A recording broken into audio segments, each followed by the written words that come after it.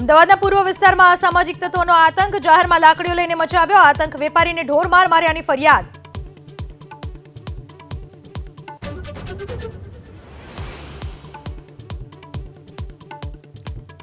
બનાસકાંઠામાં ડ્રો આયોજકોને નથી રહ્યો પોલીસનો ડર, આવતીકાલે મોરથલમાં ડ્રો કરવાની અશોક માળીની સોશિયલ મીડિયામાં જાહેરાત।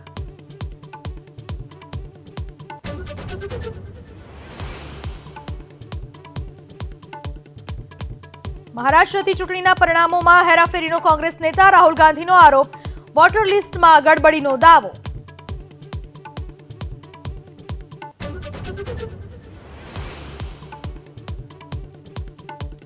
સંસદ પરિસરમાં બિહારના એનડીએ સાંસદો સાથે પ્રધાનમંત્રી નરેન્દ્ર મોદીની મુલાકાત, પીએમને પેઇન્ટિંગ કર્યું ભેટ।